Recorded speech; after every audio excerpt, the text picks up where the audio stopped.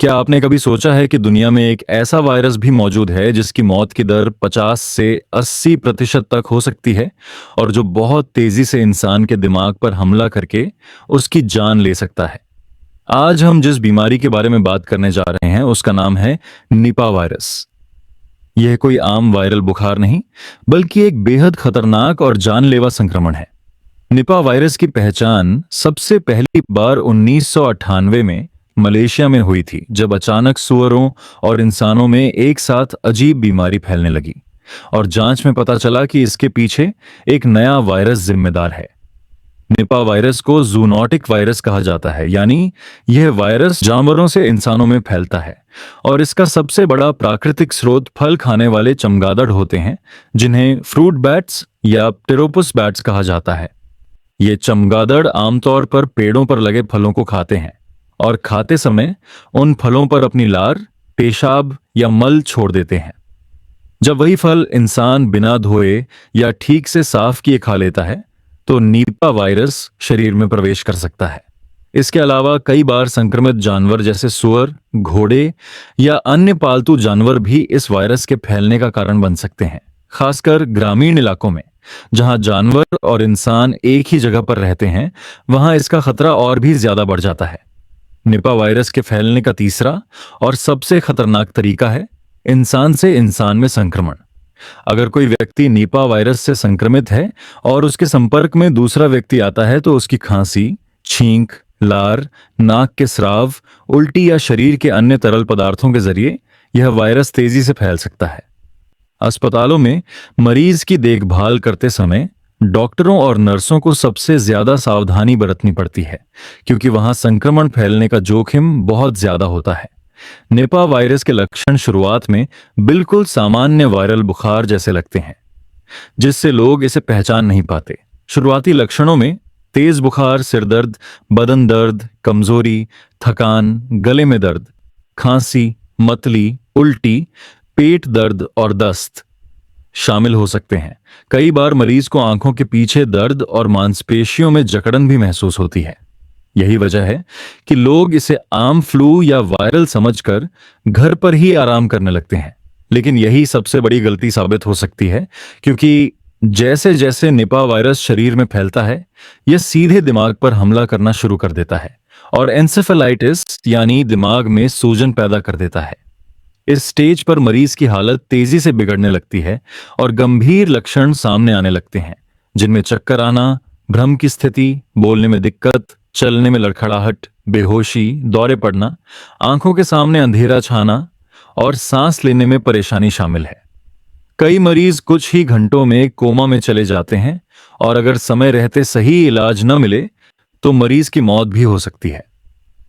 Nipah virus की incubation period आमतौर पर 4 से 14 दिन मानी जाती है, लेकिन कई मामलों में यह 21 दिन से लेकर 45 दिन तक भी देखी गई है।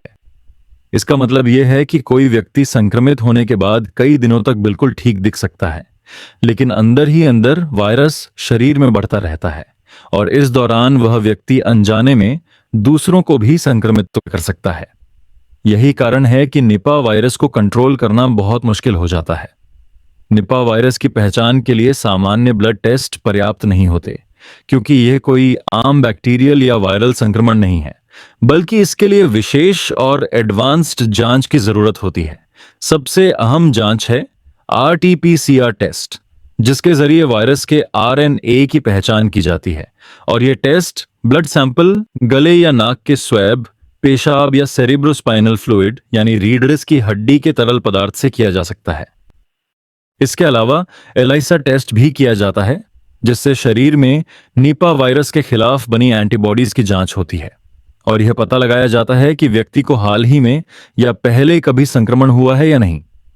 कुछ विशेष और गंभीर मामलों में वायरस आइसोलेशन टेस्ट और न्यूट्रलाइजेशन टेस्ट भी किए जाते हैं, लेकिन ये टेस्ट केवल हाई सिक्योरिटी और बायोसेफ्टी लेवल लेबोरेटरीज में ही संभव होते हैं। अब सबसे बड़ा और सबसे ज्यादा पूछा जाने वाला सवाल यह है कि निपा वायरस का इलाज क्या है। तो सच्चाई यह है कि अभी तक निपा वायरस के लिए कोई स्पेसिफिक दवा या वैक्सीन उपलब्ध नहीं है और पूरी दुनिया में इस वायरस का इलाज सपोर्टिव ट्रीटमेंट पर ही आधारित है। इसका मतलब यह है कि मरीज को आईसीयू में भर्ती किया जाता है, जहां उसकी सांस, दिल की धड़कन, ब्लड प्रेशर और दिमाग की गतिविधियों पर लगातार नजर रखी जाती है। मरीज को ऑक्सीजन सपोर्ट दिया जाता है, आईवी फ्लूइड्स दिए जाते हैं ताकि शरीर में पानी और इलेक्ट्रोलाइट्स की कमी न हो। तेज बुखार को कंट्रोल करने के लिए दवाएं दी जाती हैं, और अगर मरीज को दौरे पड़ रहे हों तो एंटी एपिलेप्टिक दवाओं का इस्तेमाल किया जाता है। कई बार मरीज को वेंटिलेटर की भी जरूरत पड़ सकती है। यहां यह बात बहुत साफ समझना जरूरी है कि निपा वायरस का कोई घरेलू इलाज नहीं है। सोशल मीडिया पर बताए जाने वाले काढ़े, जड़ी बूटियां, देसी नुस्खे या आयुर्वेदिक उपाय इस वायरस को ठीक नहीं कर सकते। हाँ, इतना जरूर है कि तुलसी, गिलोय, हल्दी वाला दूध, गर्म पानी, संतुलित आहार और पर्याप्त नींद शरीर की इम्यूनिटी को मजबूत करने में मदद कर सकते हैं, लेकिन इन्हें इलाज समझना बहुत बड़ी गलती होगी। अगर किसी व्यक्ति में निपा वायरस के लक्षण दिखाई दें या वह ऐसे इलाके से आया हो जहां निपा वायरस के मामले सामने आए हों, तो बिना देरी किए तुरंत नजदीकी बड़े अस्पताल में जांच करवाना ही एकमात्र सही रास्ता है।